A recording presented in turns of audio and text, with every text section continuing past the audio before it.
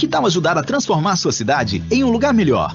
Participe da campanha Destinação, promovida pela Receita Federal do Brasil, destinando até 6% do seu imposto de renda para o Fundo Municipal da Infância e Adolescência e Fundo Municipal do Idoso, da sua escolha.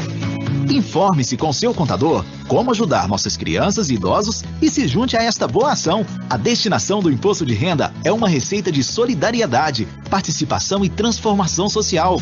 É a Receita Federal, promovendo a cidadania fiscal em nosso país. Boa tarde a todos. Você está no lugar certo, na hora certa, fazendo uma excelente aplicação do seu precioso tempo. Seja bem-vindo, seja bem-vinda. Agradecemos a sua presença e a sua participação neste evento. Como medida preventiva da Covid-19, estamos realizando o mesmo na modalidade virtual. É uma alegria estar com você e realizarmos juntos esta semana de capacitação nacional do aluno NAF. Este evento compreende a discussão de alguns dos temas de maior interesse dos contribuintes, no âmbito da cidadania fiscal, cadastros, canais de atendimento da Receita Federal do Brasil, meios de regularização dos tributos e e-social do empregador doméstico. E é organizado e realizado por equipes de cidadania fiscal das superintendências da Receita Federal em todo o Brasil.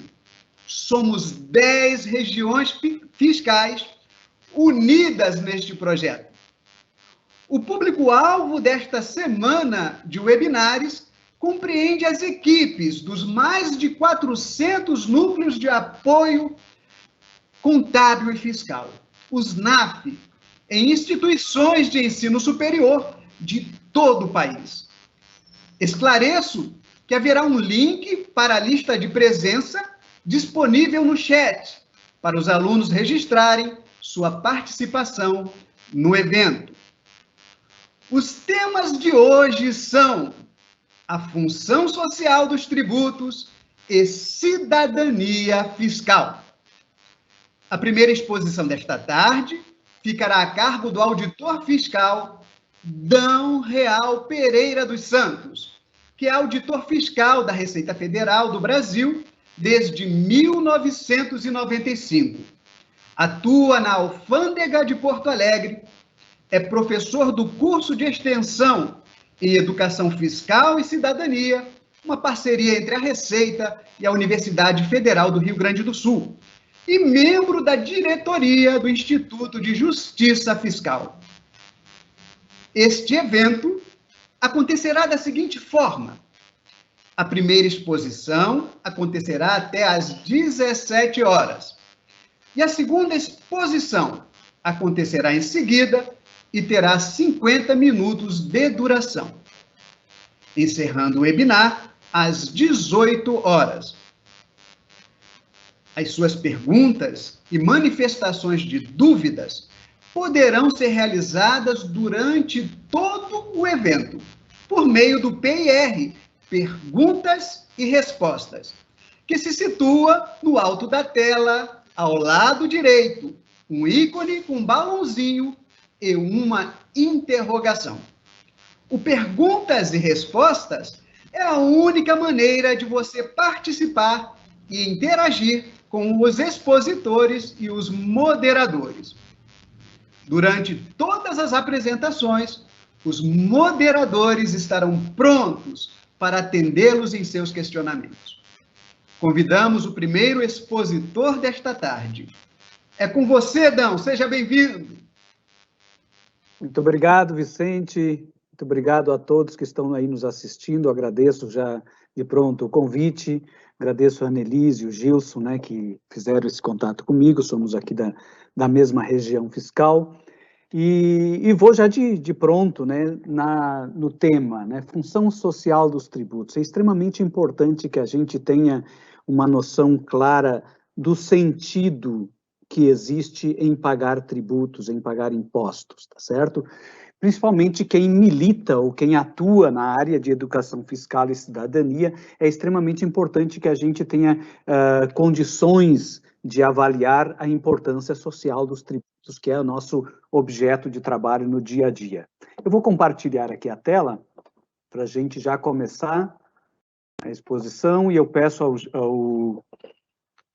que me avisem, né, quando estiver chegando ao final do meu tempo.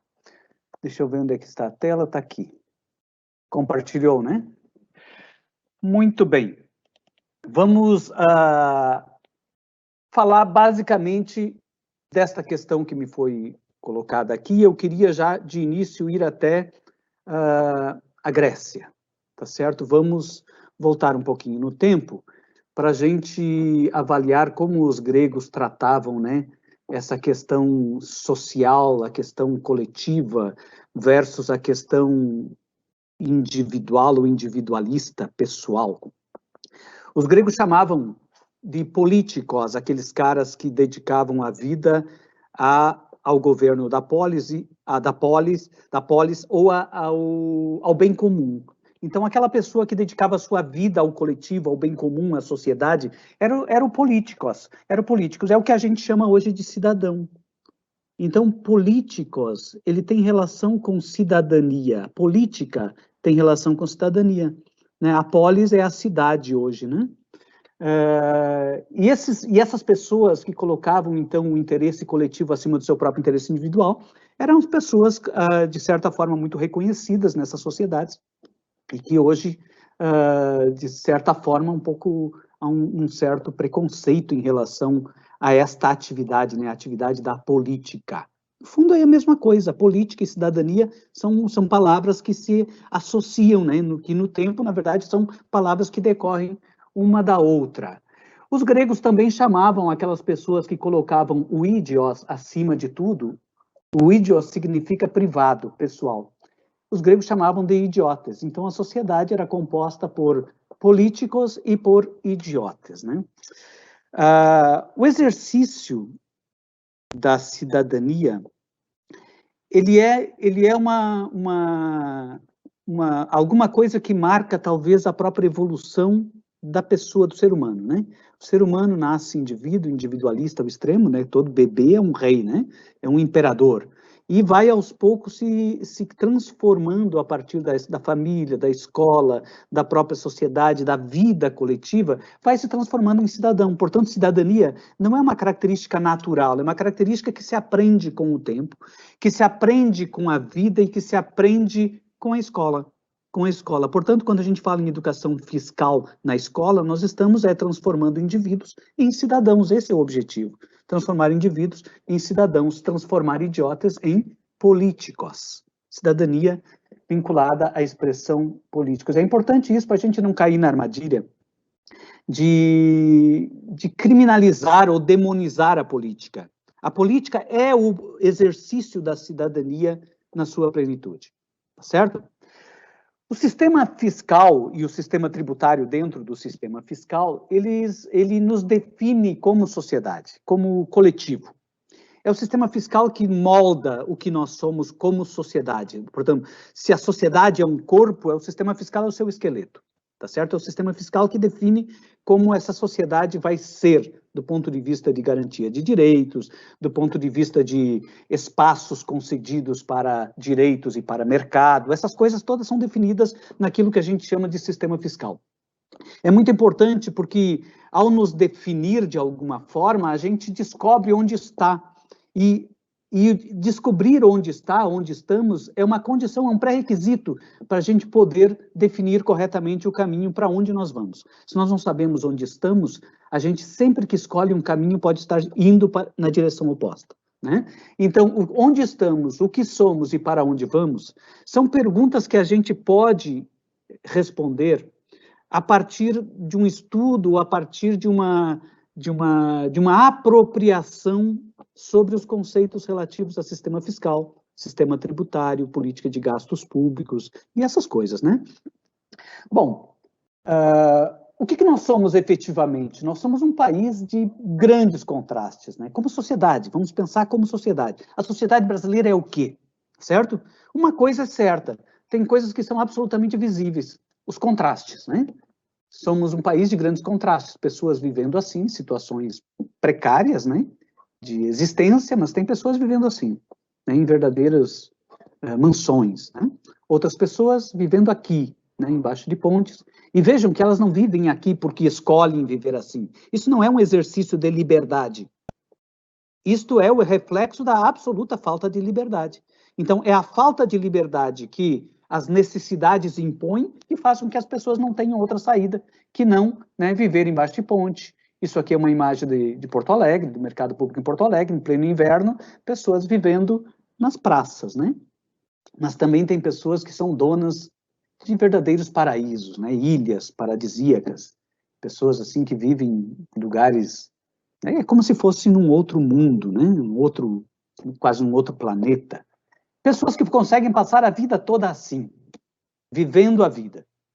Ora, esses são os contrastes do Brasil. Pessoas que têm que trabalhar a vida toda para viver e garantir sustento para filhos, para netos, enfim, muitas vezes. E pessoas que conseguem garantir aos seus netos e bisnetos uma vida que nem essa aqui, sem ter que trabalhar um único dia sequer. Esta é uma realidade que precisa ser analisada quando falamos de educação fiscal ou quando falamos de função social dos tributos. Nós temos que partir daquilo que nós somos para tentar entender como é que o sistema tributário dialoga com esta realidade, se essa realidade nos incomoda ou não, né? Isso tudo vai depender de como nós vamos construindo a nossa cidadania. Bom, aí surgem algumas frases que são quase que uns mantras, né? A frase, pagamos muitos impostos no Brasil. Eu duvido quem não tenha ouvido esta frase, esta afirmação. Pagamos muitos impostos no Brasil.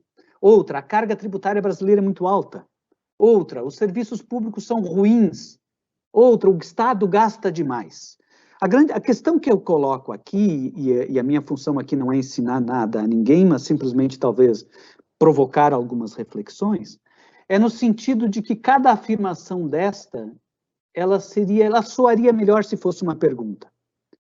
Ou seja, é melhor nós convertermos todas as afirmações que nós escutamos no dia a dia em questionamentos, e a partir dos questionamentos nós vamos buscar respostas, tá certo? Por quê? Porque muitas dessas afirmações podem ser somente mitos que se propagam, e hoje está muito fácil propagar mitos, né? O fenômeno da comunicação virtualizada, da comunicação via WhatsApp, via Facebook, ele permite que a gente consiga criar falsas verdades, né? Uma verdade que a gente fica espalhando por aí, de tanto ser repetido, ninguém mais contesta. Essas parecem ser uma dessas verdades. Ninguém contesta mais a ideia de que se paga tributo demais no Brasil. Será que isso é verdade? Será que se paga tributo demais mesmo? Nós paramos para pensar nesse significado dessas coisas? Ou a gente simplesmente fica reproduzindo? Isso é importante que a gente tenha claro pelo seguinte, porque a gente trabalha em cima de premissas. E sempre que a gente faz um estudo, um trabalho em cima de uma premissa, e essa premissa não é verdadeira, a nossa conclusão passa a ser falsa também. Tá certo? A nossa conclusão tem grande chance de ser falsa. Vamos ver, vamos tentar responder algumas dessas questões. Pagamos muitos impostos no Brasil? Bom, o que a gente paga de impostos? A carga tributária brasileira é apenas uma medida de peso, né? De peso significa quanto que eu arrecado em relação à renda. Isso é carga tributária. Nós arrecadamos no Brasil, em 2019, 2,4 trilhões de reais. De uma renda produzida, ou de uma riqueza produzida, de 7,3 trilhões. Nós produzimos 7,3 trilhões e arrecadamos 2,4. Quer dizer, 7,3 trilhões é o que a gente produziu socialmente.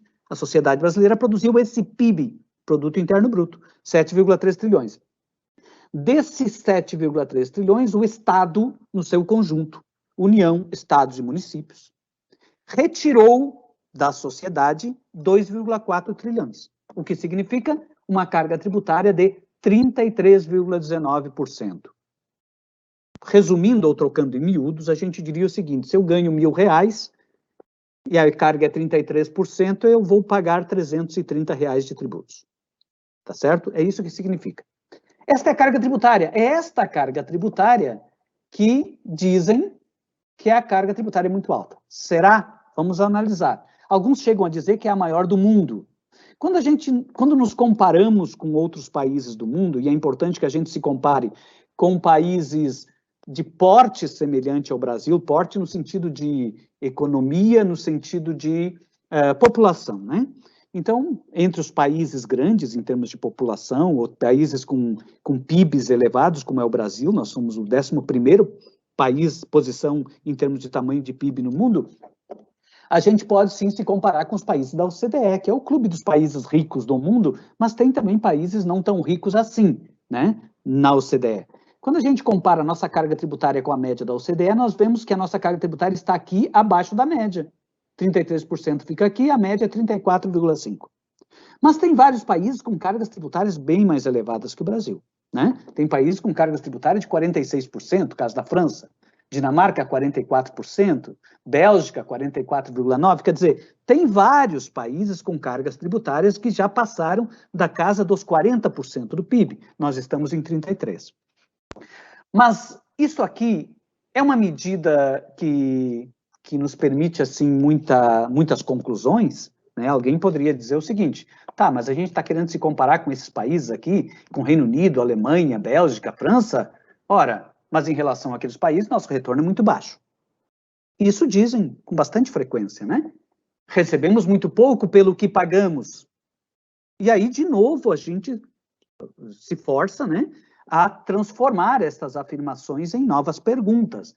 E nesta nova pergunta, então, nós vamos avaliar agora a capacidade que tem o Estado com aquilo que ele arrecada em promover políticas públicas. É isso que interessa efetivamente, né? É isso que interessa. Percentual de PIB não é um dado assim que nos permite chegar a grandes conclusões. Mas o quanto o Estado dispõe para investir em cada cidadão, sim, esse é um dado relevante. Esse é um dado relevante. Quanto que aquele valor de 2,4 trilhões que nós arrecadamos, se a gente dividir pela população, quanto que dá?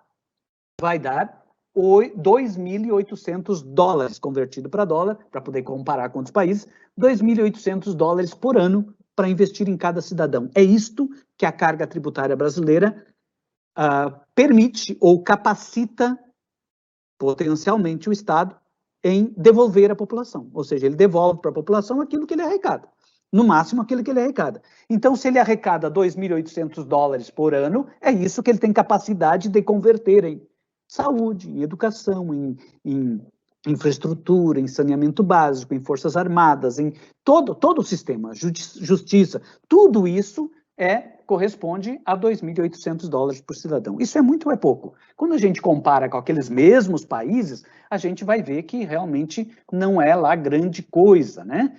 O Reino Unido, por exemplo, está aqui, ó, na posição 17. Ele tem uma carga tributária muito parecida com o Brasil, 32,6%. 32,6%. Mas o Reino Unido consegue arrecadar 13 mil dólares por cidadão. Ou seja, ele consegue 4,54 vezes mais recursos que o Brasil, com uma carga tributária muito parecida. É lógico que quase 5 vezes mais recursos significa quase 5 vezes mais saúde, quase 5 vezes mais educação, quase 5 vezes mais infraestrutura, quase 5 vezes mais saneamento básico. Tudo, na verdade, aquilo que é política pública é quase 5 vezes mais no Reino Unido do que é no Brasil, simplesmente pelo volume de arrecadação que eles conseguem por pessoa. Porque o que interessa efetivamente em políticas públicas é o que chega no cidadão, né? É por pessoa, é isso que vale. É por pessoa. Quanto que chega no benefício final ao cidadão, tá? A gente pode dizer, sim, a gente tem condições de chegar neste valor dos 13 mil dólares por cidadão para ser algo parecido com o Reino Unido? Ora, isso aqui é mais do que todo o PIB per capita do Brasil. O PIB per capita do Brasil está aqui, é 8 mil dólares. Quer dizer, a gente teria que ter uma carga tributária de 120% do PIB para poder chegar ao que é o Reino Unido hoje, em termos de arrecadação. Em termos de arrecadação per capita. Então, é impossível, é impossível. Descarta o Reino Unido. Neste momento, não é nosso sonho de consumo, né? Então, podemos pensar em Portugal. Portugal arrecada com uma carga tributária parecida com o Brasil também, 34%, um pouco mais alta, mas o Portugal arrecada 6.800 dólares. $6.800 por cidadão dá 2,38 vezes mais do que no Brasil. Então, Portugal consegue quase 2,4 vezes mais políticas públicas. Essa carga tributária aqui, de 6.800 por cidadão, de 2.000 que somos nós, 2.800, seria necessário elevar $4.000 por cidadão de arrecadação. Como é que a gente faz isso? Para elevar $4.000 de arrecadação por cidadão, nós precisaríamos aumentar a carga tributária para, hoje é 33, 2.800 para 76%. Impossível também, ninguém vai querer pagar, até porque, né, no senso comum já se criou, né, uma rejeição contra os tributos. Não se pode falar em aumentar a carga tributária. Até porque aumentar até 76% não seria nem um pouco sustentável. Aí, até do ponto de vista econômico, isso seria insustentável. Outra forma de aumentar a arrecadação per capita é reduzir a população. A pandemia já está se encarregando disso, né? Também está fora de cogitação. Ninguém aqui vai propor, né, uma política de redução da população para poder aumentar o PIB per capita, né? Mas a forma que todos os países adotaram para sair de uma condição de poucos recursos para muitos recursos para aplicar em políticas públicas é a forma mais comum, que é aumentar, que é promover o desenvolvimento econômico. É aumentar o PIB por pessoa. E como é que se aumenta o PIB por pessoa? Se aumenta com política econômica que agregue valor, ou seja, política de industrialização e de investimento em tecnologia, da informação principalmente, do conhecimento, mas fundamentalmente é investir pesadamente na educação. Tá certo? Então, são os mecanismos, não é invenção nenhuma, isso aí são os mecanismos que os próprios países que cresceram e que estão aqui em cima fizeram. Né? Todos esses países adotaram os mesmos instrumentos para chegar a uma condição de país superdesenvolvido, né? De país com, por exemplo, uma arrecadação per capita, por exemplo, aqui a gente vamos pegar um exemplo, a Áustria, $19.000 por cidadão. Olha a capacidade que tem o Estado para promover políticas públicas com $19.000 disponível para investir em cada cidadão por ano. Tá certo? Comparado com o Brasil, que dispõe de $2.800 apenas.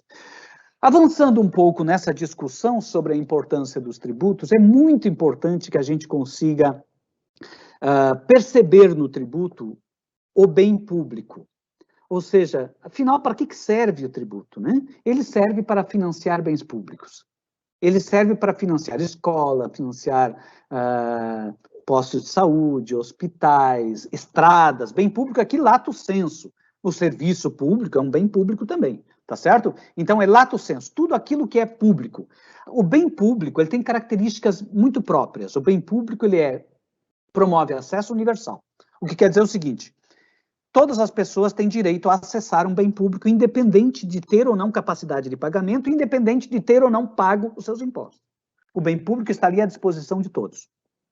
Mas para que a gente quer bem público? Para que ele existe? Qual é a função dele?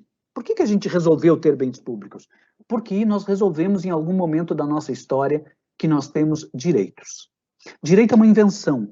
Nós inventamos que temos direitos, então nós criamos uma obrigação social aqui visto da sociedade, nós assumimos essa obrigação de construir bens públicos e de manter bens públicos.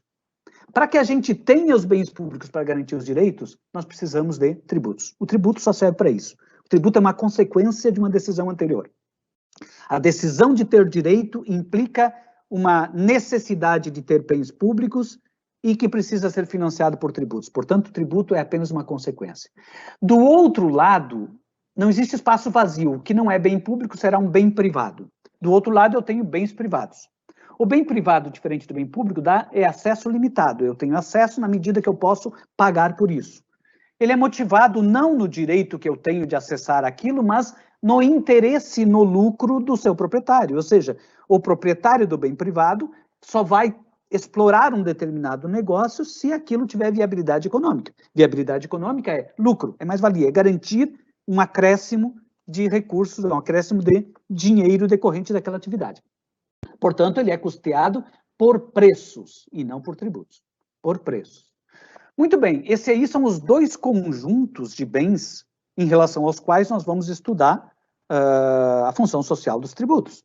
Vejam que a posição desta linha imaginária aqui, vertical, ela é uma posição em disputa. É um cabo de guerra. Ela pode vir para cá. Quando ela vem para cá, o que significa? Eu reduzo os bens públicos a uma quantidade menor, consequentemente eu vou atender menos direitos, eu vou atender de forma mais precarizada os direitos, o Estado vai ficando menor, o Estado vai ficando trancado num cantinho, né? Mas, consequentemente, eu vou ter menos tributos. Esse é um Estado mais barato. Famoso chamado Estado mínimo. O Estado que atua de forma residual. Portanto, ele não tem uma infraestrutura muito complexa. Ele não precisa disso. Ele vai atender de forma residual. Tá certo? Em compensação a este modelo de Estado, eu vou ter este lado aqui privilegiado, que é o lado dos bens privados. Ou seja, este lado aqui que a gente costuma chamar de mercado, né? O lado do mercado é super ampliado. Super ampliado. Ou seja, tudo aquilo que o Estado não faz, o mercado explora na forma de negócio. Tá certo? Vocês percebam que, então, eu tenho, sim, interesses em conflito aqui. Interesses de ampliação de mercado, que implica necessariamente redução do Estado. Ou interesses de ampliação do Estado, que implica necessariamente redução do mercado. Esse é um espaço em disputa. E aonde que essa disputa ocorre? Ela ocorre naquilo que a gente chama de política. É lá que ela ocorre.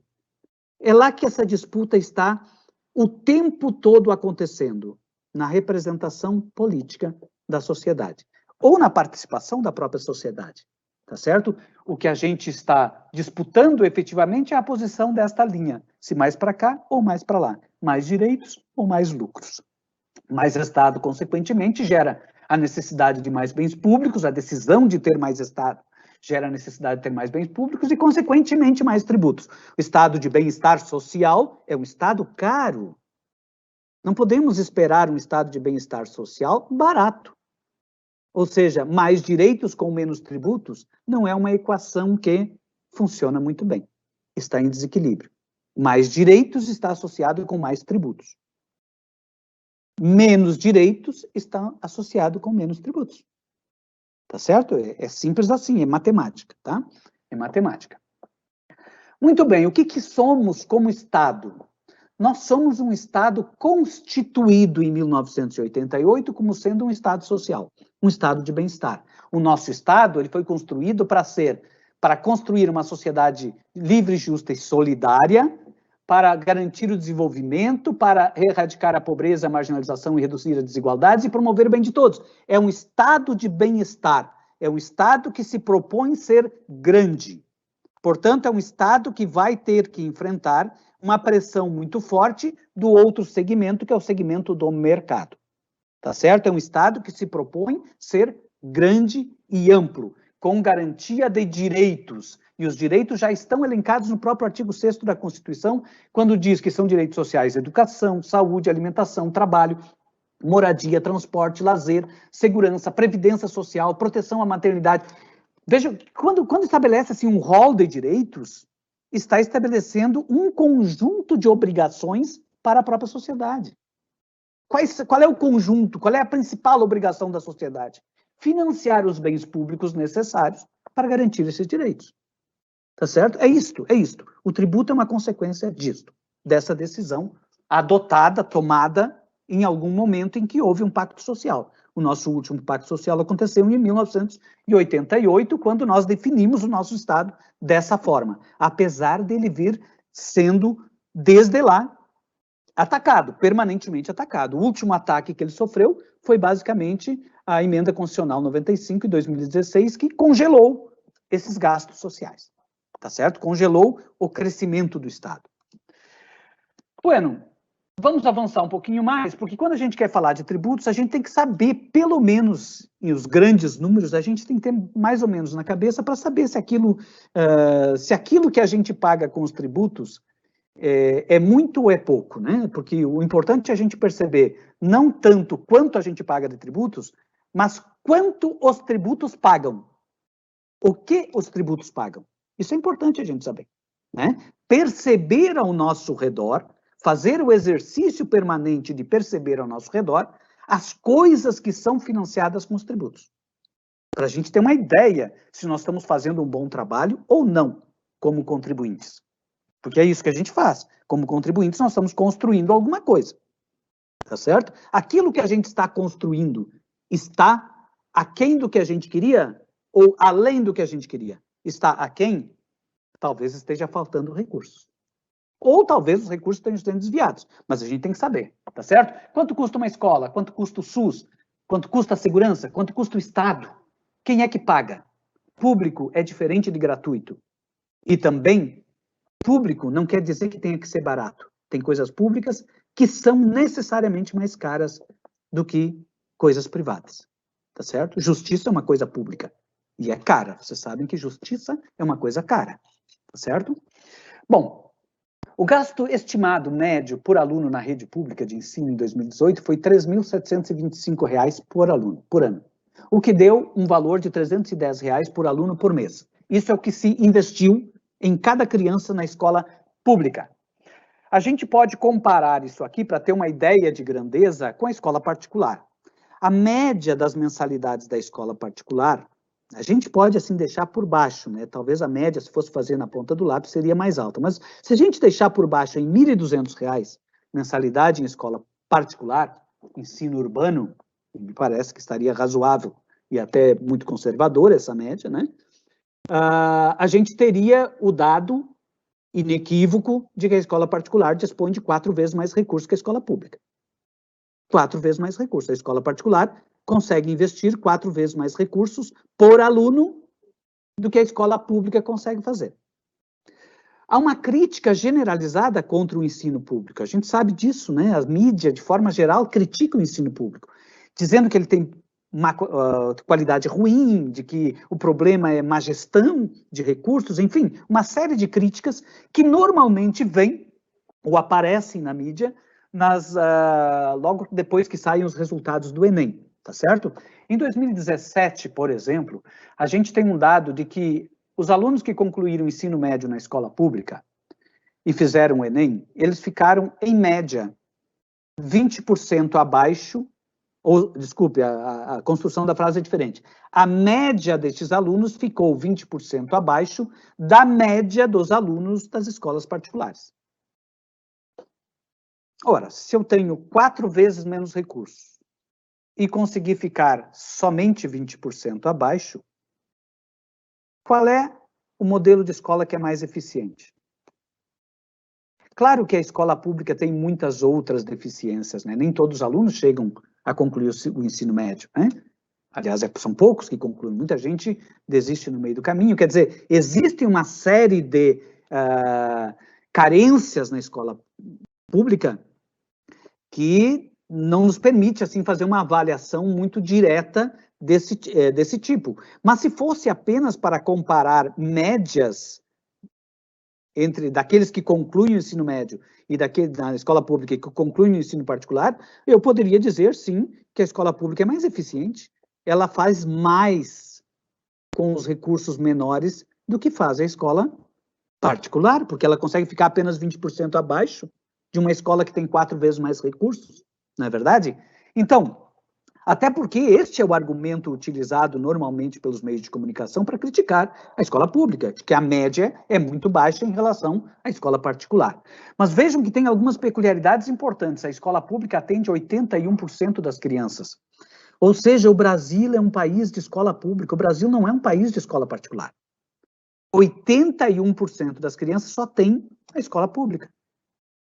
Só tem a escola pública. Ou seja, é quase universal. Só não é universal o atendimento na escola pública porque tem famílias que têm condições e preferem a escola particular, porque não é por falta de oferta de vagas que não atenderia 100% das vagas na escola pública. É isso que a gente consegue fazer com os nossos tributos.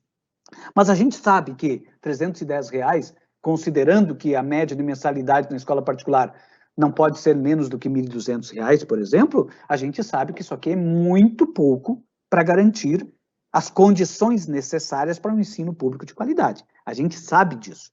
Então, se a gente sabe disso, por que a gente não decide aumentar esse valor? Essa é uma decisão de natureza política, social, de cidadania. Podemos decidir aumentar para R$610 por aluno, no mínimo, o orçamento da escola pública. Ou seja, a gente vai ainda ficar metade do valor da escola particular, mas isso aí já daria um ganho extremamente grande. Mas o que significa aumentar o orçamento da saúde, da educação? Significa aumentar, buscar uma fonte. Eu tenho que achar, é um bem público que eu estou criando a mais, né? Onde é que eu vou buscar esse dinheiro? As pessoas estão dispostas a pagar mais tributos para isso? Ou, segunda pergunta, se não estão dispostas, elas estão dispostas a abrir mão do quê? Para transferir o recurso para a educação. Essa é a grande discussão. A participação cidadã, ela vai nesse sentido, de decidir fazer, e decidir pagar, e decidir quem vai pagar. Decidir quem vai pagar. É isto. A política vai se moldar em torno dessas decisões, tá certo? O SUS, por exemplo, o gasto médio per capita no SUS é em torno de R$106 por mês. Cada pessoa, e veja, 75% da população não tem plano de saúde, só tem SUS. É o único plano de saúde que tem, é SUS, tá certo? E muita gente que tem plano de saúde acaba usando o SUS em serviços que são mais importantes ou mais essenciais. Para determinados procedimentos, é 100% SUS, tá? Mas o que se investe no SUS é R$106 por mês por pessoa. É muito, é pouco. Ora, é aquilo que promove esta qualidade de serviço público que nós temos no SUS. Estamos dispostos a investir mais? Mesma pergunta, volta sempre a mesma pergunta. Vamos investir mais? Sim, vamos investir mais. Da onde nós vamos tirar o recurso? Quem vai pagar? Quanto vai pagar? Tá certo? Só para ter uma ideia assim de notícia assim, mais recente, que nós estamos no meio de uma pandemia, né? O custo de tratamento da Covid, com internação na UTI, um tempo médio de 11,5 dias, é de aproximadamente R$45 mil. Para uma pessoa, as diárias de UTI custam R$45 mil. Quem é que tem condições de pagar por isso? Se for preciso, né? No Brasil, praticamente, mais de 90% de todo o tratamento de Covid é do SUS, né? O SUS que tá bancando. E isso aqui nos coloca, por exemplo, diante da gravidade, né, que significa não respeitar normas preventivas, por exemplo, né? Ao não respeitar as normas de prevenção e, de alguma forma, contribuir para o aumento de casos de infecção, na verdade, nós estamos contribuindo para um gasto extremamente elevado per capita na área da saúde. É uma pressão sobre uma política pública de saúde, o que significa uma pressão também sobre o financiamento, né? Sobre a necessidade de recursos para financiar. Sem internação de UTI, o gasto médio por pessoa é em torno de 8 mil e pouco. Vejam que a importância de ter um sistema de saúde, né? Nos Estados Unidos tem notícias de que muita gente não conseguiu fazer tratamento de UTI, não por falta de vaga, falta de dinheiro, né? A saúde lá é quase toda particular, ou seja, não conseguiu uma diária, pagar as diárias em UTI e, portanto, muita gente morreu por causa disso, né? No Brasil, temos um sistema de saúde que, independente da pessoa ter ou não capacidade de pagamento, vai ter acesso, né, universal àquele atendimento. O que pode faltar é vaga, é diferente. O que pode faltar é leito. Diante do aumento do número de casos, o que pode estar faltando mesmo são leitos, mas não, ninguém vai deixar de ter acesso ao leito por falta de dinheiro, por falta de recursos, tá certo? Onde estão os tributos, portanto? Os tributos estão aí espalhados, salas de aula, né? Combate a incêndio, forças armadas, procedimentos de alta complexidade do SUS, pesquisa científica. Pesquisa científica no Brasil basicamente, ela só existe com recursos públicos, né? Mesmo nas universidades privadas, em geral, as pesquisas são financiadas por fundos públicos, tá? Infraestrutura básica, né? O pessoal fala de boca cheia, não, é privatizado o sistema de distribuição de energia, não. O sistema até pode ter sido privatizado ao longo do tempo, mas ele foi instalado com recursos públicos, né? O saneamento básico, coleta de lixo, quer dizer, tem uma quantidade enorme aqui que as fotografias mostram, mas tem também uns dados aqui que são muito relevantes. Mais de 50 milhões de crianças na escola pública são financiados com nossos tributos. Nós estamos, na verdade, a gente quando a gente pensa nas coisas públicas, a gente pensa que o governo banca, né? Na verdade, o governo administra aquilo que nós fazemos. É nós que construímos essas coisas como contribuintes. Isso é muito importante que as pessoas tenham claro, né? Então, o que nós conseguimos fazer com os nossos tributos? O que os nossos tributos conseguem pagar? Este é o dado. Mais de 50 milhões de crianças na escola pública não é pouca coisa. Não é pouca coisa. Isso aqui é 81% das crianças em idade escolar, né? Que mais? 9,7 milhões de procedimentos de quimioterapia e radioterapia também não é pouca coisa. É quase 10 milhões de procedimentos de quimioterapia e radioterapia todos os anos. 96% de todos os transplantes no Brasil são financiados pelo SUS. É só 4% que fica lá na medicina privada, medicina particular, sistema carcerário para mais de 550 mil presos. Quer dizer, é um volume, um conjunto de serviços públicos e bens públicos que estão à disposição de todos. Alguém quer usar? Essa é a pergunta que se faz. Normalmente, a gente só atribui, quando a gente quer fazer um inventário das coisas públicas, a gente pensa naquilo que a gente usa ou gostaria de usar. Mas a gente não pensa nas coisas que a gente não usaria, não gostaria de usar. Por exemplo, alguém quer usar uma UTI do SUS? Ninguém quer usar, né? Ninguém quer usar um serviço de transplante. São coisas, um sistema carcerário, nós não queremos usar. Então, quando aquilo que a gente não quer usar, a gente tende a não contabilizar. Não contabilizar como coisas públicas. Enfim, os gastos públicos que vão garantir esses bens, portanto, públicos, né? Essas coisas públicas, esses gastos públicos, eles vão vão garantir direitos, num primeiro momento, mas vão reduzir desigualdades sociais.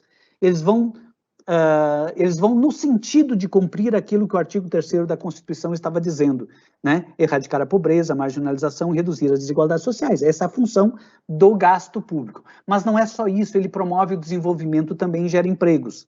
Porque todo o gasto público é ativo ou é receita privada.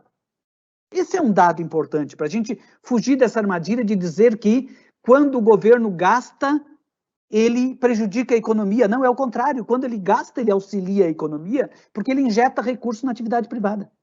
É do gasto público que se injeta recurso na atividade da economia. E já tem estudos demonstrando que para cada R$1 gasto em saúde, em educação, por exemplo, o PIB aumenta, a atividade econômica aumenta 1,8. R$1 para 1,8. Quer dizer, há um efeito multiplicador muito grande nos gastos. Mas é importante a gente perceber que os gastos, desde a Constituição, 1990, que esse dado, Constituição é de 88, quando a gente analisa essa série histórica, 1990 até 2015, a gente vê que os gastos públicos no Brasil, eles aumentaram, sim, né? A Constituição determinou um aumento, um aumento no atendimento de direitos sociais e os gastos públicos foram aumentando. Eles saem aqui de 10% do PIB, aproximadamente, em 1990, e chega em 2015 a aproximadamente 20% do PIB. Então, houve um aumento dos gastos. Claro que ainda estamos longe daqueles países lá, ó, Suécia, Espanha, Itália, Finlândia, França, que já estão com seus gastos primários, gastos públicos primários. Gasto primário são todos os gastos, menos os gastos financeiros, tá certo? Só não entra juros aí, tá? Então, são todos gastos de Estado. Então, vejam aqueles países lá, Suécia, Dinamarca, Espanha, Itália, Finlândia, França, aqueles países já estão com gastos acima da casa dos 30% ou quase 30%. Né? Um pouquinho mais que 25%, estão com gastos lá em cima. E nós estávamos indo nesse caminho. Por que nós estávamos indo nesse caminho? Porque nós copiamos a Constituição deles.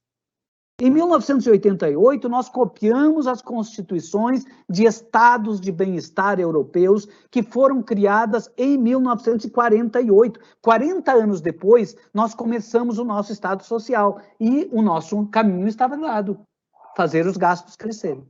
Tá certo? O que acontece aqui é que quando chegou em 2016, 2015 estava em 20%, quando chegou em 2016, a emenda constitucional 95 congelou. Não pode crescer mais. Tá certo? Aliás, a projeção é que vai diminuir, porque a população vai aumentar, o PIB vai aumentar, portanto, o gasto como percentual do PIB vai diminuir ao longo do tempo. Ou seja, houve uma drástica ruptura com um processo que estava em curso de construção do estado de bem-estar. Mas o que acontece com esses gastos? Vejam, eles crescendo de 1997 até agora, por exemplo, essa linha aqui de baixo são os gastos, ó, crescendo sempre, a cada ano crescendo um pouquinho mais, a cada ano crescendo um pouquinho mais, até que para de crescer ali quando chega em 2014, para de crescer, fica quase horizontal a linha. As receitas também estão crescendo a cada ano um pouquinho mais, até para poder fazer essa diferença aqui. Sabe o que significa essa diferença? É aquilo que a gente chama de superávit primário, né? Receita menos despesa, superávit primário. Então, esse superávit primário estava sendo garantido até que chega em 2014. Quando chega em 2014, nós estamos enfrentando uma crise econômica, e essa crise econômica impõe uma queda de arrecadação. Portanto, o que saiu do controle efetivamente foi a arrecadação. Era preciso criar mecanismos para recuperar a arrecadação a partir de 2014. O que se faz para corrigir esse problema é congelar os gastos. Então, com o tempo, os gastos vão se reduzir, né? Em relação ao PIB, eles vão se reduzir. O próprio ministro da Economia da época, o ministro da Fazenda da época, que era o Henrique Meirelles, disse, quando propôs o congelamento dos gastos, que o nosso gasto primário voltaria a ser 12% do PIB, como era em 1990. Então, de fato, o congelamento dos gastos significou uma ruptura com um processo que vinha acontecendo de 88 até 2015, que era de construção ou de ampliação de gastos sociais com vistas à ampliação de direitos. Mas o crescimento dos gastos, é importante que a gente tenha claro, essa curva aqui, vejam só a curva, não precisa se preocupar tanto com os detalhes. Quando a gente pega aqui de 1988 para frente, né? 1990 para frente, 92, a gente vê que esta linha vai caindo. Ela vai caindo. O que é esta linha? É a linha que indica a queda da desigualdade. Queda da desigualdade de renda, índice de Gini. Quanto menor esse valor, menor a desigualdade. Quanto maior, maior a desigualdade. Portanto, há sim um movimento aqui descendente de desigualdade. Nós estamos diminuindo a desigualdade. Estávamos diminuindo a desigualdade basicamente por conta da ampliação dos gastos sociais. Portanto, os gastos sociais crescendo combinam com redução das desigualdades neste mesmo período. Quando chega em 2015, com o congelamento dos gastos, a desigualdade volta a crescer. Tá certo? Volta a crescer. O que nos revela um elemento fundamental. A gente só consegue, nós somos um dos países mais desiguais do planeta ainda. E esse nível de desigualdade, ele nos coloca na nona posição entre os países mais desiguais. E a gente só não consegue reduzir de forma mais efetiva a desigualdade porque nós temos problemas no sistema tributário. E nós vamos ver agora qual é o problema do sistema tributário. Se por um lado nós temos políticas de gastos sociais que ampliam direito ao longo do tempo, que ampliam recursos para a Previdência, ampliam transferências de renda via Bolsa Família, ampliam investimentos em educação e em saúde, e com isso conseguem reduzir as desigualdades sociais, por outro lado, nós temos um sistema tributário que não colabora. Tá certo? Já vamos ver agora por quê. Por que o sistema tributário não colabora? Porque ele, na verdade, ele não contribui para a redução das desigualdades como outros sistemas tributários em outros países fazem. No Brasil, a gente tem uma medida que se chama... Existe uma desigualdade original ou desigualdade de mercado, que é aquela que existe sem a intervenção do Estado, tá certo? O mercado produz uma desigualdade. Quando o Estado atua, e ele atua de duas formas, cobrando tributos e gastando, o Estado reduz a desigualdade de renda. No Brasil, se reduz aproximadamente desigualdade de 0,59 até 0,49. É isso que se diminui a desigualdade com a ação do Estado, tá certo? Na União Europeia, a redução vai de 0,50 para 0,23. Ou seja, na União Europeia, o Estado atuando, cobrando tributos e gastando, consegue reduzir muito mais a desigualdade de mercado do que no Brasil. Por que essa diferença? A diferença se dá basicamente pela qualidade do sistema tributário. nos países com sistemas tributários progressivos, que cobra mais de quem tem mais e menos de quem tem menos, o sistema tributário se torna um instrumento que ajuda a reduzir a desigualdade e, portanto, o gasto social acelera a redução da desigualdade ainda mais. Nos países que têm sistemas tributários regressivos, e o Brasil é um desses países, o sistema tributário aumenta a desigualdade e os gastos públicos precisam gastar muito mais para compensar o aumento da desigualdade e, além disso, ajudar a reduzir um pouco a desigualdade. Entenderam? Então, vamos lá. Qual é o efeito do sistema tributário sobre a renda das pessoas? Que é isso que interessa. É isso que interessa. O sistema tributário pode incidir sobre qualquer coisa, movimentação financeira, patrimônio, carros, veículos, renda, consumo, tanto faz. Ele incide sobre qualquer base econômica, mas a gente paga tributo com renda. É com renda. Tá certo? Entramos nos 10 minutos finais. Perfeito. Obrigado, Vicente. Obrigado. Muito bem. Então, se isso aqui forem colunas que representam montantes de renda de uma sociedade, imagine o seguinte, nós temos pessoas ganhando muito pouco, pessoas ganhando um pouco mais, pessoas ganhando uma renda média e pessoas ganhando rendas muito altas, tá certo? Com certeza nós teremos muito mais gente nessas faixas menores e pouca gente nas faixas maiores. É a famosa pirâmide social, né? Ela vai se afunilando para cima. Se essa distribuição de renda aqui fosse o Brasil, com toda certeza, nós poderíamos dizer que 95% das pessoas estão aqui, nessas duas primeiras colunas. Tá certo? Primeiro exercício que a gente pode fazer aqui com este gráfico é imaginar uma linha horizontal que defina a capacidade contributiva. Nós não temos isso definido na nossa legislação. Qual é a linha que define capacidade contributiva? Nós temos a capacidade contributiva como um princípio constitucional, que diz que os tributos devem incidir de acordo com a capacidade contributiva os impostos devem incidir de acordo com a capacidade contributiva. Tá certo? Mas o que tem por trás disso, a premissa que tem por trás disso é a seguinte: quem tem capacidade contributiva contribui, quem não tem, não contribui. Ou seja, quem não tem é cidadão do mesmo jeito que qualquer outro, só que não contribuirá para o financiamento das políticas públicas, tá certo? E quem tem capacidade, todos contribuirão, e contribuirão de forma proporcional à sua capacidade, tá certo? Bom, nós não temos definido qual é esta linha, nem onde ela se situa. Poderíamos dizer que é o salário mínimo? Poderíamos dizer que a linha da capacidade contributiva seja o salário mínimo do Diese? Não sabemos, nós nunca definimos isso, claramente. Mas como é que a gente vai tributar esta sociedade? Nós podemos estabelecer uma linha assim, ó, traçar uma linha desse jeito aqui, toda a renda para cima vira tributos, tá certo? Toda a renda para cima vira tributos. Este sujeito aqui, que ganha muito, ele vai pagar mais imposto do que esse aqui. Todo mundo está vendo que é mais, né? Esse valor aqui é maior do que toda a renda desse sujeito aqui. É mais. Mas, graficamente, a primeira informação que nós recebemos aqui é que esse aqui paga muito mais. Porque o gráfico nos dá a informação relativa, né? Então, graficamente, a gente tem a clara noção, a percepção de que este sujeito aqui está pagando muito mais tributos do que aquele lá, proporcionalmente à renda dele. É lógico que é proporcionalmente à renda, ele paga a metade do que ele ganha e aquele lá está pagando talvez uns 10%. Essa forma de tributar é justa? Né?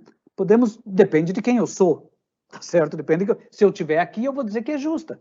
Né? Afinal de contas, eu uso escola particular, eu uso saúde particular, eu tenho segurança privada, eu pago meu condomínio, enfim, eu acho que eu não preciso contribuir para um Estado que não me oferece tanta coisa. O cara pode pensar que isso é justo.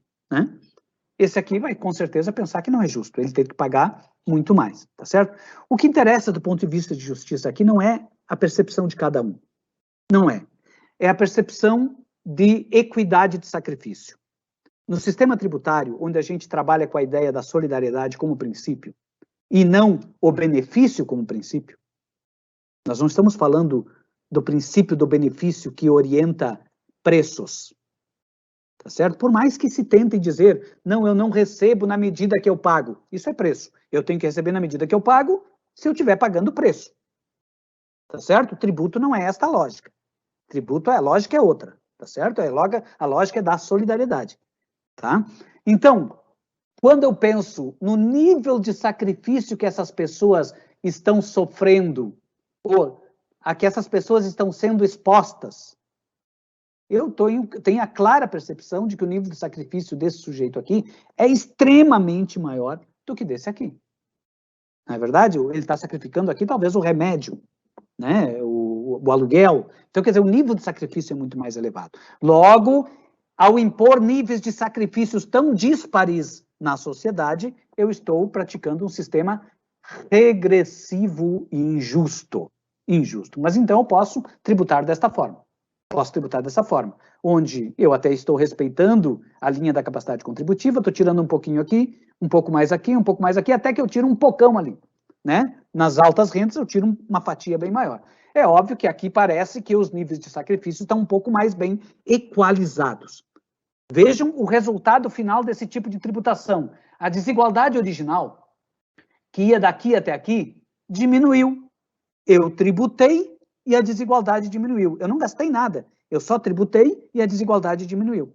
A desigualdade de renda. Logo, esse sistema nós chamamos de progressivo. Qual é o sistema que nós temos no Brasil? Eu já tinha dito no início, nós temos um sistema profundamente injusto por ser regressivo. Nós praticamos esse sistema tributário aqui, ó. Nós tributamos mais os mais pobres e menos os mais ricos. Pela nossa Constituição, nós deveríamos praticar esse sistema aqui. Respeitar a capacidade contributiva e respeitar, né, a obrigação constitucional de reduzir as desigualdades. O sistema tributário também tem que cumprir isso, né? Existe um objetivo fundamental no artigo 3º, que é reduzir as desigualdades. O sistema tributário também tem que ajudar neste processo, tá certo? Mas, infelizmente, não é isso que nós temos. Nós temos um sistema tributário regressivo. Como? Por que que isso acontece? Como e por quê? Como? Porque a carga tributária brasileira é muito pesada sobre o consumo e muito leve sobre renda e patrimônio. Ao ser mais pesada sobre consumo, ela vai afetar mais as pessoas que vão gastar toda sua renda no consumo. Ao ser muito leve sobre renda e patrimônio, ela vai desonerar as pessoas que têm mais capacidade de renda, rendas mais altas, e também pessoas que conseguem transformar sua renda em riqueza acumulada, que é um outro nome que a gente dá para patrimônio, tá certo? Por que que isso acontece? Aqui que está a grande questão. Por quê? Voltamos lá à questão lá no início. Aonde que se definem essas questões?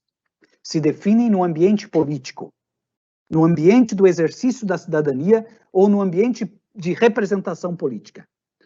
Quando eu tenho um sistema tributário regressivo, eu tenho a imediata conclusão de que este povo aqui, mas com rendas menores, não está sendo adequadamente representado naquele ambiente de decisão política. Em contrapartida, quando eu tenho um sistema regressivo, eu tenho também a conclusão de que este povo aqui, que está sendo menos tributado, está, sim, sendo mais representado no nosso sistema de representação política. Tá certo? Então, esta é a conclusão imediata. Ou seja, nós tributamos renda, patrimônio e consumo, e sempre que a gente acaba tributando muito mais o consumo do que renda e patrimônio, nós afetamos muito mais as camadas mais pobres do que as camadas mais ricas. Como é que se muda isso? Fazendo o oposto, fazendo o que outros países já fizeram há muito tempo, que é aumentar a tributação sobre renda, né? Vejam aqui os Estados Unidos, essa coluna azul é tributação sobre renda, a laranja é sobre consumo. Aqui está o Brasil, veja, a renda está aqui e a laranja está aqui em cima. Então, o que os países fizeram foi inverter, ou seja, aumentar o volume de arrecadação sobre renda e sobre patrimônio. Olha os Estados Unidos comparado com o Brasil, 11% de tudo que eles arrecadam são tributos patrimoniais. O Brasil é só 4%. O México ainda menos, é 2%. Quer dizer, então, quando a gente percebe as diferenças de sistema tributário, a gente também percebe por que outros países conseguem reduzir muito mais a desigualdade do que o Brasil. E agora, encaminhando para o final, nós temos aqui uma notícia muito recente que nos revela tudo aquilo que a gente falou aqui até agora e que com certeza deve nos alertar, né, para como o sistema tributário poderia contribuir para uma sociedade melhor, né? é extremamente importante que tenhamos tributos, é extremamente importante que tenhamos políticas públicas, é extremamente importante que tenhamos garantias de direitos sociais, mas é também tão importante quanto que tenhamos um sistema tributário justo e progressivo. Veja, em plena pandemia, nós tivemos um aumento de 11 novos bilionários no país, né, cuja riqueza cresceu nos meses de pandemia em quase 40%, né, quando praticamente toda a população empobreceu, quando muita gente perdeu o emprego, quando já temos mais de 110 milhões de pessoas, é metade da população, quando já temos metade da população em situação de vulnerabilidade alimentar, né, nós temos uma quantidade muito pequena de pessoas, 65 pessoas, com riquezas que se ampliam, né? E o que a gente faz enquanto Estado, enquanto sistema tributário em relação a esta realidade? Se tudo que a gente produzisse fosse apenas um baguete, né, ele está sendo dividido dessa forma. Apenas 10% de tudo que a gente produz está nas mãos da metade da população. E a outra metade da população, somente 10% da população está comendo, né? E 1% da população fica com 28% de toda a renda. O Estado atua em cima desta realidade. Atua tributando e gastando. Ele pode promover o aumento dessas desigualdades ou pode reduzir as desigualdades. E para encerrar definitivamente, né, tem uma fotografia aqui muito interessante do Felipe Rezende, que esse edifício aqui lá no Rio de Janeiro, e ele comporta aqui escritórios famosos, né, de grandes multinacionais, ou seja, é uma representação da riqueza. Podemos dizer que ele é uma certa representação da riqueza, né, pelo menos concentrada, e reflete, né, a favela, né? O que nos mostra, assim, emblematicamente, que não há como termos extrema riqueza sem que a gente tenha extrema pobreza. Ou seja, a pobreza, de fato, ou a miséria, de fato, que a Constituição manda que a gente erradique desde 88, e a gente não faz, né? Elas são consequências de um verdadeiro problema. O verdadeiro problema não é a pobreza nem a miséria, é a elevadíssima concentração de riqueza que vivemos no país, né? Então, essa é a grande questão que precisa ser enfrentada, e a única forma de enfrentar a grande concentração de renda e riqueza é através do sistema tributário e através da...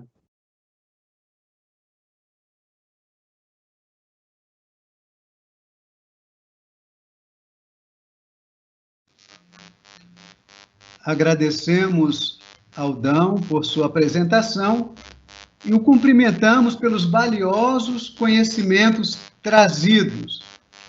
Nesse momento, passamos à segunda exposição da tarde, que ficará a cargo do analista tributário Eduardo Augusto Caimbro, que é analista tributário da Receita Federal, graduado em Administração de Empresas pela Fundação Getúlio Vargas e atua na área de cidadania fiscal. É com você, Edu.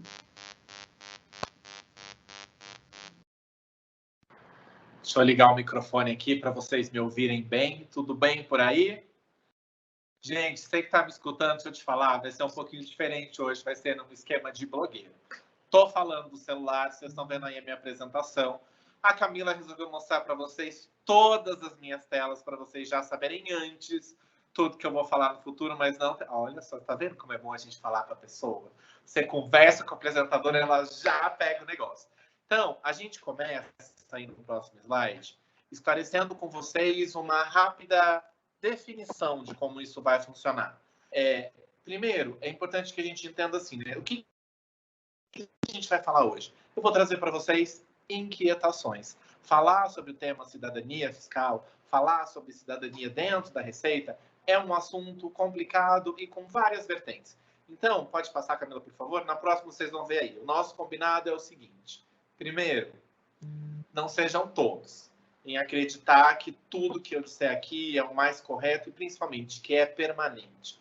Não é isso que vai ser dito hoje, é a visão que nós temos hoje, com os conhecimentos que nós temos hoje. E tampouco sejam perversos em desacreditar ou discordar de tudo. Isso é, sim, fruto de um pensamento bastante relevante.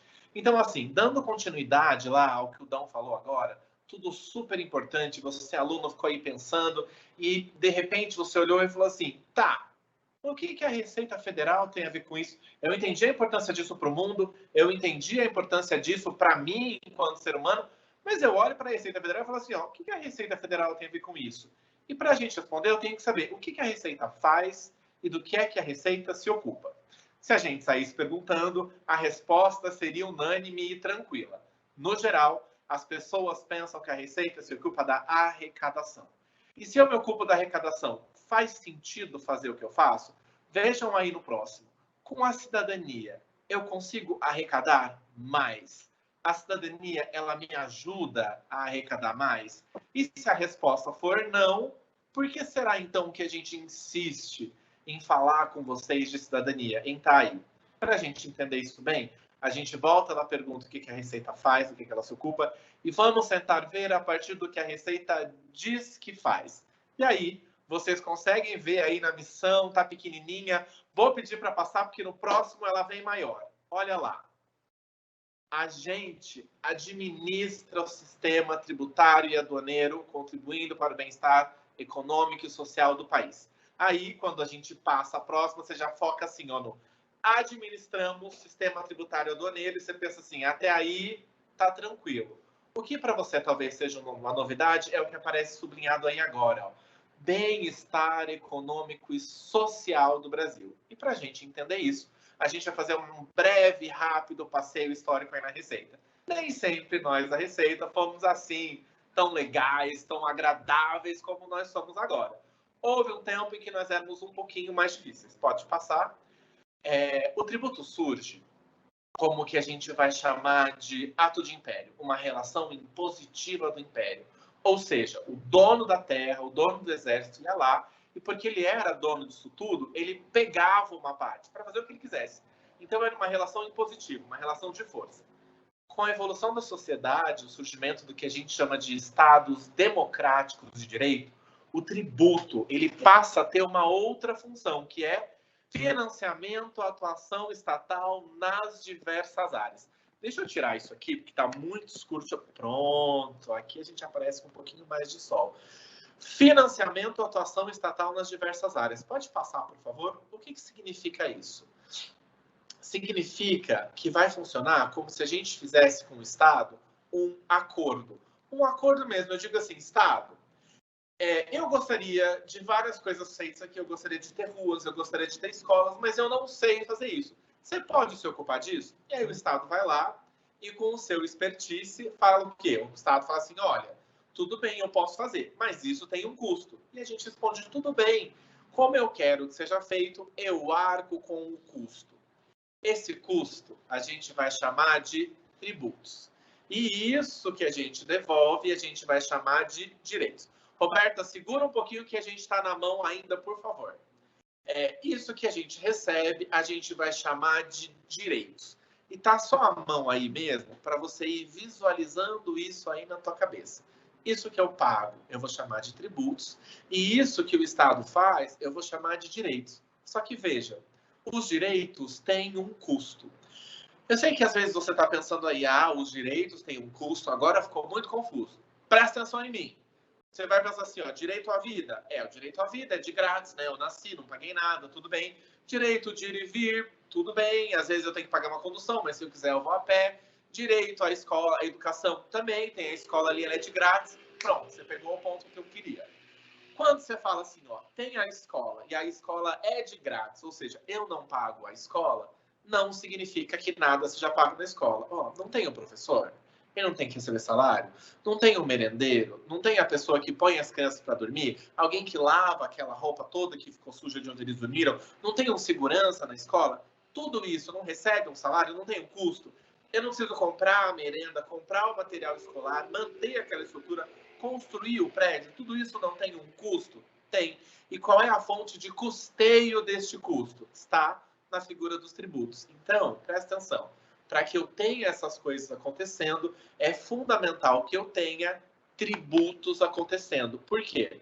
Porque são os tributos que asseguram que eu tenha direitos. Se eu tenho tributos, eu consigo ter direitos. E se são os tributos que asseguram os direitos, aí fica fácil você entender o que a Receita Federal faz. pode passar, por favor. Toda vez que a Receita Federal trabalha, pode passar o slide, por favor, ela faz pensando no bem-estar econômico e social do país. Lembra que você não entendia? Agora, ó, foca nisso aí. Ó. O que eu quero dizer com bem-estar econômico? Toda vez que a Receita trabalha, provém o Estado de recursos para que esses recursos sejam convertidos em direitos e, desta forma, a gente contribui para o bem-estar econômico e social do país. E aí, no próximo slide, você não tem como escapar dessa figura. É o que lhe resta nos amar. É isso mesmo. Eu vim aqui falar, conversar com você, para você saber que a gente é legal demais. Mas aí vem o próximo slide e deixa você um pouquinho assim mais assustado. Olha só, lembra que eu falei que a gente te amava? Eu vou te demonstrar aqui as coisas. Eu vou te mostrar duas grandes ações de grande impacto. A primeira delas, pode passar por gentileza. A primeira delas você já conhece, é tranquilo, a gente está falando do NAF e assim, há várias maneiras de explicar o NAF.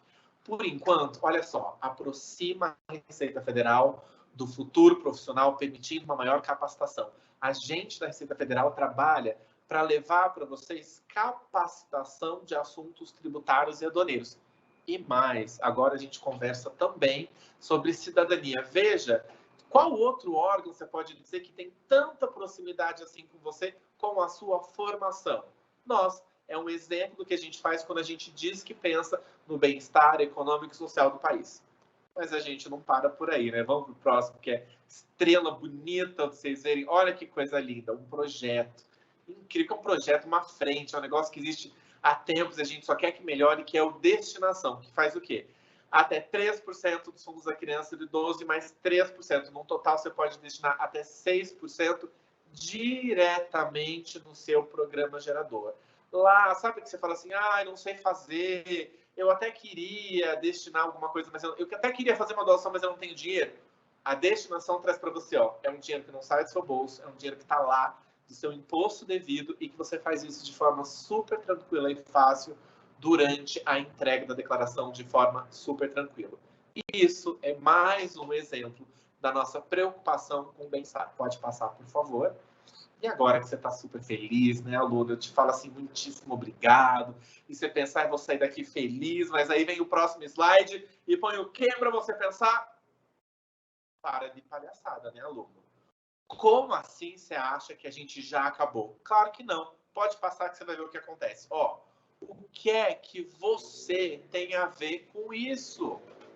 Você já entendeu o que o mundo tem a ver com isso? Foi o nosso primeiro contato hoje, foi a palestra do Dão. Ele falou para você sobre a importância do uso do tributo. Eu já te contei sobre a Receita Federal, o que a gente, enquanto Receita Federal, tem a ver com isso. Mas é importante que você entenda também o que você, que está aí me escutando, tem a ver com isso. E agora a gente conversa exatamente sobre esse ponto. Aí no próximo slide, você vai ver que a gente vai falar não apenas de uma cidadania tranquila, como aquela que a gente conhecia já, mas uma cidadania que ela é ativa, participativa e solidária. Porque a gente achou que a gente precisava trazer o pacote completo. Assim, sabe quando você vai comprar um hot dog? Aí você vê lá assim, ó, o do dia, o do chefe, o completo e o completíssimo. E você fala assim, eu quero o completíssimo. É o tipo de cidadania fiscal que a gente quer para você. Então, vamos entender esse conceito? A gente começa entendendo o conceito de cidadania solidária. Ó, cidadania, desculpe, primeiro eu trouxe aí para vocês essa figura para a gente já entender nesse ponto que quando a gente fala de cidadania, a gente pensa em várias coisas diferentes. Cada pessoa vai construindo na sua cabeça, na sua identidade, a ideia que ela tem de cidadania. E ninguém está errado. A cidadania ela é mesmo um conceito construído e um conceito construível. Eu costumo dizer que cidadania é como o amor, né? Olha eu de novo sendo legal com vocês. Quando a gente pergunta assim para você, mas o que é amor? É daquelas coisas difíceis da gente definir, sabe? Mas que você sabe exatamente o que é. Mas quando pedem para você explicar, parece que vai faltando palavras. A cidadania é a mesma coisa. A gente sabe perfeitamente do que se trata a cidadania. Mas quando a gente vai colocando em palavras, ela vai ficando assim um pouco complicada. Para te ajudar, eu trouxe essas três que vão aí nos dar um norte para a gente resolver. Pode passar, por favor? O primeiro deles é o conceito de participativa. Pode passar? Quando a gente fala para você que cidadania é participativa, do que a gente está dizendo? Que participativa é que ele depende da vontade de todo mundo. Participativa, como o nome quer dizer, todo mundo participa. E aí você pode estar pensando assim, é muito bonita essa figurinha que você pegou, mas na vida real não existe nada no qual todo mundo queira participar. E aí eu trago para você um exemplo tranquilo, que está aí na crista da onda, que a gente fala sempre, pode passar, por favor, no próximo slide, que você já vai ver aí, ó, o que a gente está falando, né? Não existe, você está assim, e no próximo slide você vai ver que existe sim e que funciona. A gente está falando com você de um exemplo do mercado financeiro, que são os bitcoins. Para você entender o que eu quero dizer com a participativa, veja, no mercado normal, que é o que você está vendo aí, para mim está do meu lado esquerdo, né? O lado daqui. Para você, olhando, está do lado direito da tela, para você também do lado esquerdo. Você está vendo o sistema normal, onde você tem um banco que controla tudo. Pensa no dia a dia. Você vai fazer, por exemplo, uma compra de cartão de crédito, você leva um cartão, o lojista aceita porque o banco dá uma garantia que você, de fato, tem aquele dinheiro. Então, o banco faz uma intermediação. A gente só tem esse sistema porque tem o banco. Quando a gente está falando do Bitcoin, a gente não tem a figura do banco. Ele existe porque todo mundo valida essa transação. Então, tem uma participação de todo mundo. E a transação só é válida se todo mundo que faz parte ali daquele universo Bitcoin confirmar aquela operação. Então, veja, não só depende de todo mundo, como todo mundo tem interesse de confirmar que aquilo é verdade para evitar que o sistema tenha fraude. É o que você ouve falar de vez em quando, você fala assim, nossa, por isso que dizem que é um sistema tão sem fraude. Justamente porque para ele ser validado, ele depende de todo mundo. No sistema tradicional, você depende de um só. Aí, a gente continua, mostra para você de novo a figura que você já tinha visto, né? Assim, para recordar. E a gente vai para o próximo elemento de cidadania que a gente está falando. Lembrando, cidadania ativa, participativa e solidária. O participativa foi, agora vem o solidária. Vamos entender logo qual é esse conceito de solidariedade que vai aparecer aí. E eu trago para vocês a pirâmide das necessidades. Talvez você tenha visto isso no colégio em algum momento. Ela já foi superada, tem gente que concorda, alguns pesquisadores que discordam. Mas uma coisa importante da gente ver nessa pirâmide é que, veja, acima de fisiologia, aquilo que você já imaginava, que assim, ó, a vontade de comer quando você está com fome, de dormir quando você está com sono, beber água quando você tem sede, aquelas necessidades primárias. Uma vez satisfeitas as necessidades de um andar, você passa para o seguinte, veja, assim que a gente satisfaz essas mais primárias que todo mundo conhece, leia aí qual é a próxima. Segurança. Ou seja, assim que a gente sai, qualquer coisa mais importante, por exemplo, depois da comida, e de tudo falar em comida, segurança. E por que a gente está falando disso? Pode passar, por favor. Aí tem uma pirâmide da necessidade que vocês inventaram, né, para descontrair. Estava dando essa palestra e o aluno falou assim, não, professor, mais importante para mim é ter bateria e Wi-Fi no celular. O resto a gente dá jeito. Eu falei, tudo bem, vamos colocar junto então. Mas, ó, passa aí para você entender o que eu quero dizer com isso. Vou até aproveitar, né, necessidades básicas e beber um pouco d'água. Olha ali, destacado para você, segurança. Segurança da família, do corpo e da propriedade. E veja no slide seguinte, que dado interessante que vai aparecer quando a gente fala de solidariedade. Veja, os trabalhos, a teoria econômica tem sugerido que quando a gente tem distribuição, desigualdade de renda, que vocês acabaram de ver, né, desigualdade de renda, a taxa de criminalidade dos municípios, ela cresce na mesma medida. Veja no próximo slide o que eu estou dizendo de forma um pouquinho mais ilustrada, para a gente não se ater a isso e se ater mais à ideia. O que eu quero dizer é, assim, ó, se a desigualdade de renda aumenta 1 ponto, olha ali, ó, o total de crime contra o patrimônio tem esse coeficiente de distribuição de 1, quer dizer assim, ó, um aumenta em 1 ponto, o outro aumenta na mesma proporção. Ou seja, toda vez que a gente acha que não se preocupa, não precisa se preocupar com desigualdade de renda, o que acontece? Aumentam os crimes, especificamente aqueles contra a propriedade. Então, veja, não basta que eu faça. Né? Não imagina assim, por exemplo, uma pessoa vem te assaltar e fala assim, olha, eu não. Eu cumpro a minha parcela de cidadania. Eu luto para diminuição de desigualdade de renda. É assim que funciona? Não. Por isso que a gente está falando de solidário. Solidário, pode passar, por favor? Vai ter aqui 2 sentidos. O primeiro sentido é aquele sentido legal, que a gente já sabia, do pensa do outro. E o segundo é um sentido que vem lá do direito tributário nos ajudar. Responsabilidade solidária. Funciona assim, ó. Se você não fizer a tua parte, eu tenho que pagar pelos erros que você cometeu, pelo que você deixou de fazer. Mais ou menos como o fiador do contrato de aluguel. O que significa o fiador?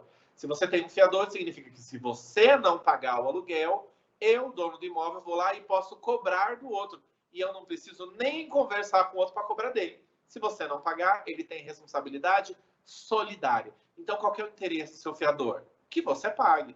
Por quê? Porque se você pagar, ele não tem que ficar preocupado. Funciona assim com a sociedade quando a gente fala de cidadania solidária. Solidariedade, pensar no outro, aquele conceito bacana, de gosto do outro, mas solidária também para você entender, ei, rapaz, se você não fizer a tua parte, a gente aqui tem que arcar com os ônus da sua decisão. Então, a gente quer também e a gente impulsiona que você faça, porque fazendo todo mundo não fica ruim para ninguém. Pode passar, por favor. E aí a gente vai para o próximo conceito que a gente precisa entender, que esse fecha a ideia, que é a ideia de cidadania ativa. E por que eu começo falando cidadania ativa com essa ênfase toda? Veja aí no próximo que vai ser uma diferença do esperar receber para a exigência do recebimento.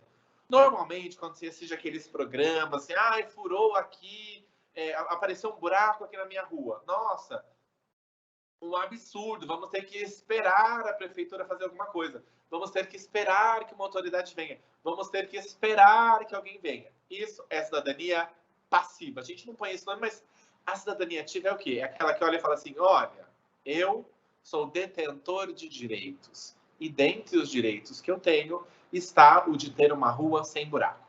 Então, por que será que a gente não tem ainda essa ideia de cidadania mais forte? Bom, a gente tem aí um componente histórico. Vocês vão ver aí no próximo slide que essa coisa, esse vitimismo, a gente ficar esperando as coisas, tem as suas raízes lá na tragédia grega.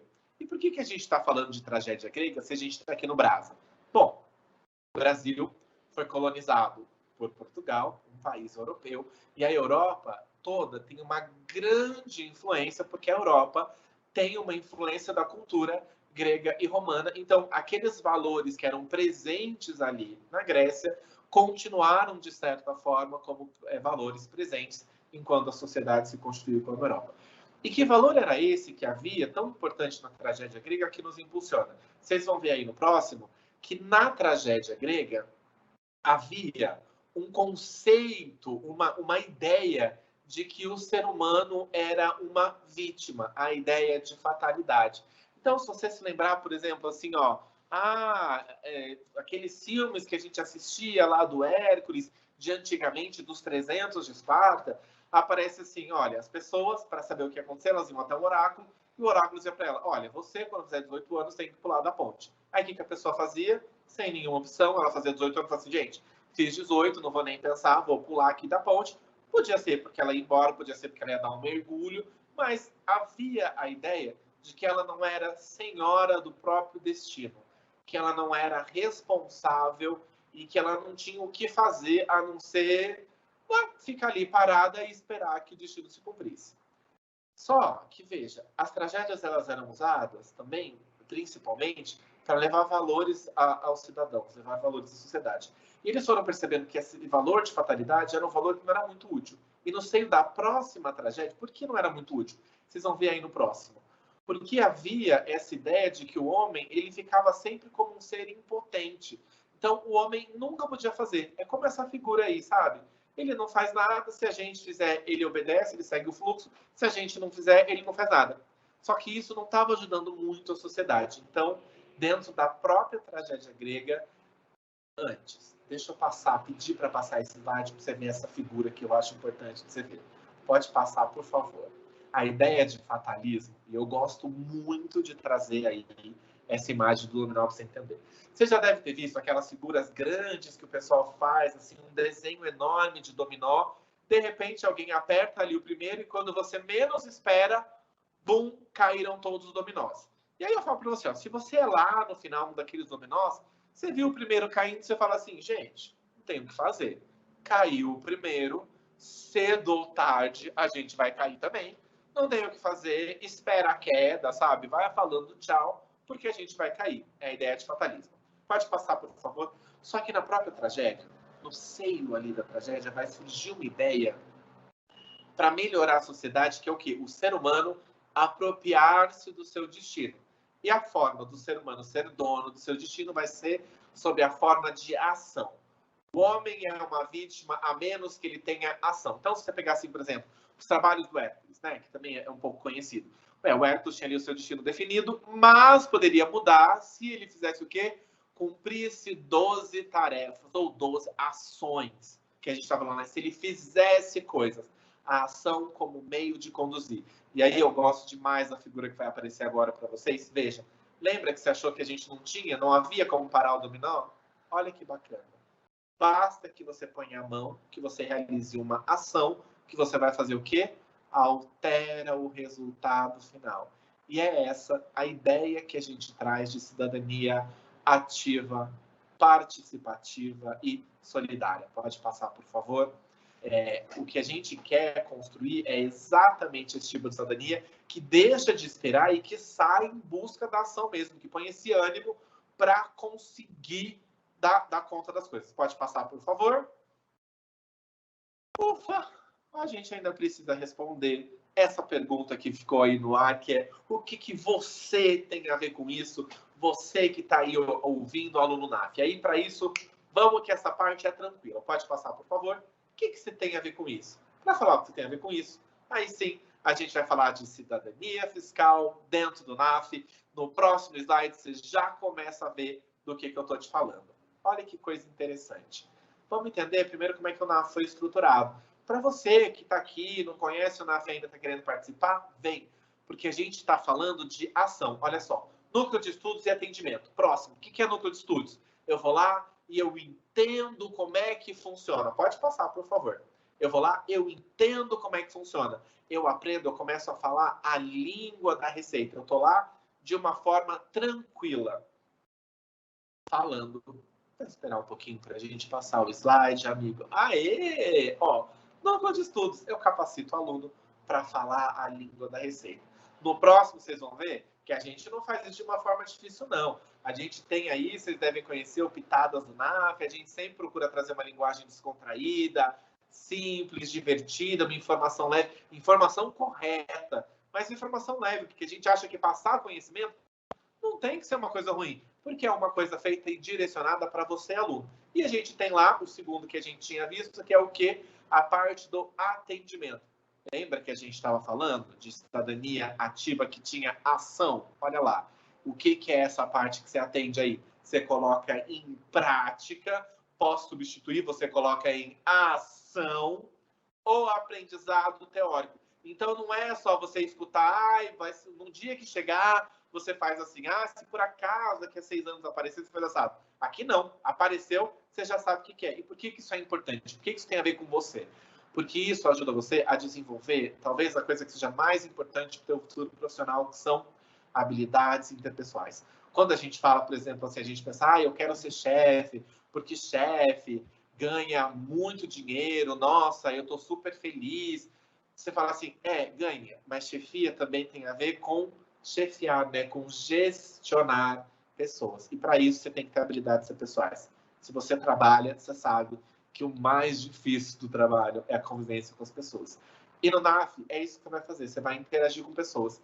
Interagir com os seus colegas, interagir com o professor, interagir com uma pessoa que tem ali uma dúvida. E aí você vai usar as suas habilidades interpessoais, as que você tem e outras que você for adquirindo. Pode passar, por favor. E para mostrar o quanto você ganha, que é mais coisa, tá aí a nossa linda matriz de ganhos para vocês. Bom, vocês, alunos, já entenderam, né? A primeira coisa, capacita para o mercado de trabalho, que a gente forma você com os nossos conhecimentos, habilidades interpessoais. Para a sociedade, olha que bacana, é um atendimento diferenciado, que a pessoa, no geral, ela se sente mais tranquila de lançar a real quando ela está falando com o aluno, sabe? Às vezes a pessoa trabalha em 2 empregos, ela fala, se eu falar na Receita que eu trabalho ali, já vai fiscalizar a vida de todo mundo, eu já não vou poder ir. Não, eu não vou lá porque eu tenho um nome sujo, eu não posso dar Receita. Não tem nada a ver, pode vir sim. Mas às vezes a pessoa fica com um pouco de receio. Com vocês, elas se sentem um pouco mais acolhidas. Para a Receita, cumprimento da missão, a gente acabou de falar, cidadania fiscal, educação fiscal, tranquilo. E para a faculdade, porque, veja, um projeto para ser cidadania fiscal tem que ser um negócio que ganha todo mundo. Como é que ganha a faculdade, então, a instituição de ensino onde você está? Primeiro, ganha porque forma melhores profissionais, né? Aí você sai formado, uma carreira meteórica, toda vez que você for apresentar, você viu aí que quando eu fui apresentado, falaram de onde foi que eu me formei? Então, toda vez que falarem de vocês for um cara bacana, promove. E um outro ponto importante é a responsabilidade social. A instituição de ensino, ela inclusive recebe lá uma nota do MEC, e um dos critérios dessa nota é qual é o impacto positivo que essa instituição tem na sociedade. Se tem um NAF, tranquilão, nota máxima. Pode passar, por favor, que você está ficando, cada vez que eu passo você vai ficando mais feliz, né? Olha que bacana o que é o NAF de novo. Aproxima a gente de vocês, levando, permitindo uma maior capacitação para aqueles que querem. Basta que você fale assim, cara, achei legal, quero fazer parte disso aí. Eu acho que eu quero sim estar numa cidadania fiscal, numa cidadania ativa, fazendo alguma coisa. Vem aqui com a gente. Pode passar, por favor? Porque eu sei que o nosso tempo está aí e você está pensando em fazer alguma coisa, então eu já vou te dizer, muito obrigado. Não esquece. Acompanhe a gente no Instagram. Eu deixei aí para vocês a apresentação inteira, o NAF Student Board. A gente também tem a rede NAF. A gente também tem uma outra rede da Receita, que é a Receita Federal, presente ali. Acompanhe a gente. Vem fazer parte disso que a gente está e a gente com certeza vai conseguir fazer com que a próxima palestra do Dão, ele fale assim, olha, no passado o Brasil foi assim, aí teve os alunos do NAF em 2021 e agora é um país maravilhoso. Eu quero que o Dão tenha dificuldade para fazer pesquisa. Eu quero que ele, para pesquisar, ele tenha que buscar coisa de livro de história e não abrir a janela e olhar para essa realidade. Muito obrigado. Eu espero que vocês tenham aí aprendido um pouco, se divertido e, mais importante de tudo, que vocês tenham ficado assim animados e com muita vontade de fazer parte desse grupo bacana que é o NAF. Era isso que eu tinha para falar para vocês. Uma excelente tarde a todos. Obrigado, Eduardo, pela bela palestra que nos proporcionou. Eu falei a você que você estava empregando bem o seu tempo, estava fazendo um excelente negócio. Mas, infelizmente, chegamos ao final das exposições da tarde de hoje. Agradecemos a presença de todos nesse evento da segunda Semana Nacional de Capacitação do Aluno NAF, promovido pela Cidadania Fiscal da Receita Federal do Brasil. Avisamos que no chat foram colocados 2 formulários para serem preenchidos pelos participantes. A lista de presença dos estudantes e o formulário de avaliação.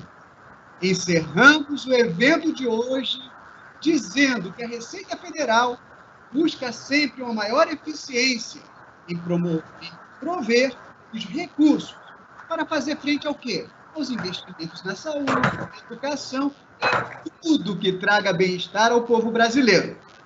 Amanhã, a partir das 16 horas, nosso tema será canais de atendimento da Receita Federal, tendo como expositora a analista tributária Rosângela dos Santos Pereira Silva. Contamos com as presenças valiosas de vocês. Até amanhã. Saúde e paz para todos nós. Até a próxima.